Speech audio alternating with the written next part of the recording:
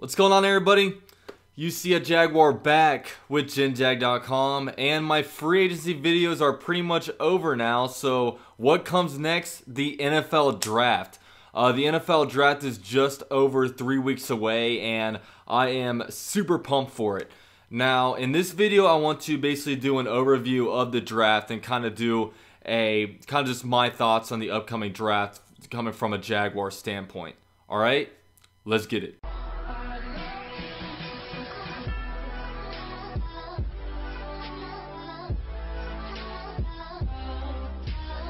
So this draft has a much different feel than any other draft that the Jaguars have had over the last 10 years, because this is the first time since 2007 that we have not picked in the top 10. And we've also been picking in a top 5 since the year 2011. So we've been pretty used to being able to go in the top 5 and top 10 and kind of be able to much more easily project who we're going to draft. But this year the Jaguars obviously went to the AFC Championship game, and because of that, you're going to have a much later draft slot. So the Jaguars are actually picking at pick number 29. Now, the way I look at the NFL draft is I look at the top 4-round picks as your real money picks. Those are the picks that if you can hit on at least 3 out of 4 of those picks, then you are going to be really set up for the future. Because like I said, you can get these guys, like when you look at the 2016 NFL draft, the first round we picked Jalen Ramsey, then we picked Myles Jack, Yannick Ngakoue. None of those other players in that draft really worked out for us, because obviously our 4th round pick Sheldon Day is gone. We also got guys like Michael Bennett, Neil Sterling, and stuff like that. But that draft will be looked at as really good because those 3 players that we got were huge impact players. Now, we've also had legendary drafts like the 2014 NFL draft, where the Jaguars got 6 quality players in the top 5 rounds. Starting with Blake Bortles in the 1st round. Then in the 2nd round, you got Marquise Lee, Al Robinson. 3rd round, Brandon Linder. 4th round, Aaron Colvin. Then you got another money pick in the 5th round of the draft, where you got Telvin Smith.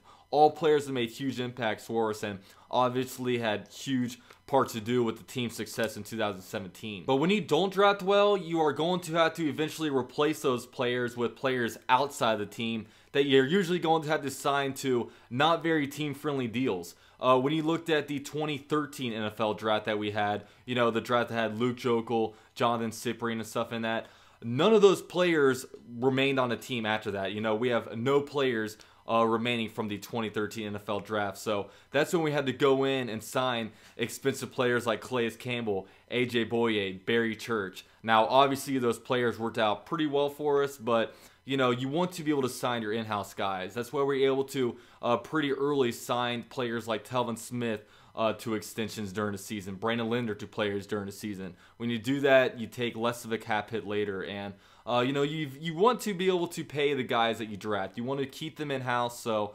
that's just how I feel with the kind of the top draft picks. Now, the Jaguars are in a really cool spot this offseason in this draft, because during free agency they really patched up like every hole that they have. So this year, more than ever, we're going to be able to go out there and get the best available player. I mean, you can make an argument for every single position on the team that they could potentially upgrade. I mean, we'll go through it with quarterback. Obviously, with Blake Bortles, you either love him or you hate him almost. So you can definitely potentially improve from that if you see a guy like Lamar Jackson or Mason Rudolph fall to 29.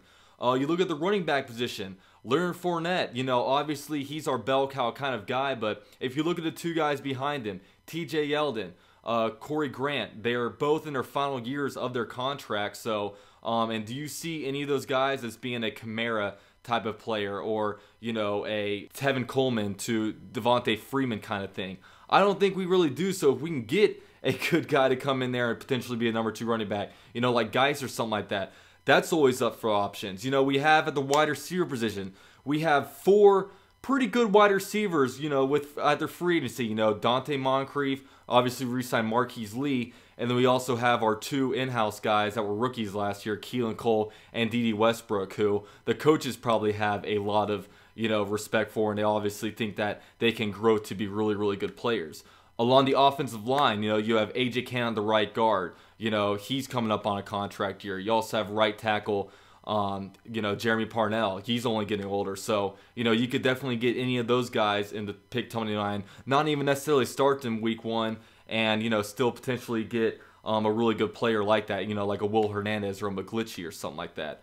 You know, you go to the defense, you know, defensive line, you can never have enough bodies on a D-line in the trenches. You know, these guys are constantly shuffling out. You have Yannick Ngakoue, you know, Dante Fowler's coming up on his contract here, so we're only probably going to be able to pay one of those guys. You know, like I said with the thing earlier, you know, you're going to have the guys that get expensive that outpay yourself. So, you know, you're going to have to pick between Dante Fowler or Yannick Ngakoue, and Yannick Ngakoue is clearly the better guy, so we're probably going to have to potentially draft a guy down the road to be able to replace that kind of player. Linebacker, obviously we have a huge hole at the strong side linebacker spot now that Paul Posluszny out of the off the team. Now we don't know how they feel about Blair Brown because he was a 5th round pick.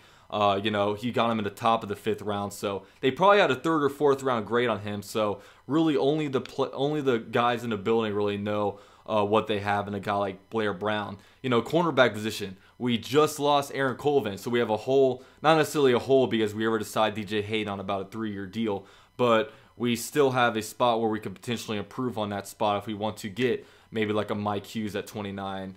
You know, if you go to safety position, you know, I don't know how much longer Tashawn Gibson or Barry Church, you know, either of those guys you could potentially get like upgrades for, because one of those guys you may have to cut down line because they get too expensive. You know, I pretty much ran through a bunch of positions on the team, and you can't count any of those, you know, positions out. You know, but go back to the wide receiver position. You know, you have 4 quality pretty much dudes in there, but do you think you need a wide receiver number 1 in there? You know, I think if the Jaguars do go wide receiver in a draft, I think it'd only really be in round 1 unless they really see a guy later in the round that they think they can turn into a, you know, wide receiver 1. It's just like we have a bunch of wide receiver 2s in there, so, you know, if a guy like Courtland Sutton's there in the 1st round, you know, he really has wide receiver number 1 you know, capabilities, and, you know, we just need more offensive weapons, I think, on this team. So you can even look at the tight end position, you know, but the thing about a tight end position in the 1st round is that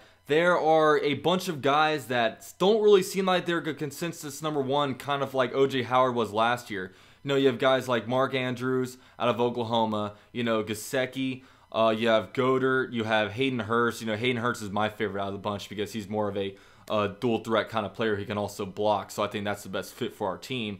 But, you know, you don't know where all those guys are. You know, you have some guys that are projected, you know, like Mark Andrews projected into the 1st round, but other drafts into the 2nd round. So there's really no consensus number 1 there. So we could potentially get a pretty good guy potentially in the 2nd or 3rd round. Just the Jaguars have a lot of flexibility with this, so, you know, they are able to get best available player, and man, if we can hit on a bunch of value guys, then we are going to be a good team in the long haul, because the Jaguars, we can't just keep signing, you know, throwing money in free agency every year. I mean, it's going to catch up with us. So if we can get cheap players to replace that high-end production, then that is going to be money. I'm super excited about the NFL draft. Really, the NFL draft, if you take one day in the NFL calendar year, that might be the most cool day. It's the NFL draft, just because you have nothing else like that in the NFL calendar season, you know. I mean, obviously it's awesome having like football Sundays, but, you know, the NFL is a day where,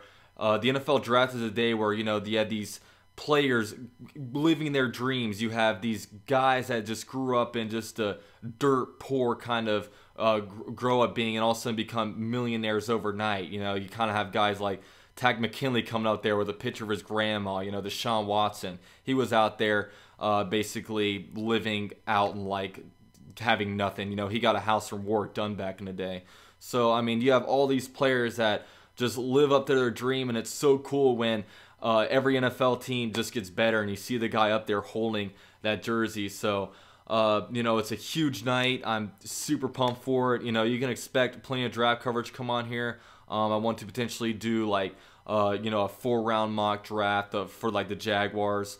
You know, do more like draft type videos like mock drafts, and just all kinds of draft coverage, just talking about different like position groups and all that kind of stuff, because there is a good amount of stuff to talk about. So, yeah, thank you guys all for watching my video, and go Jaguars.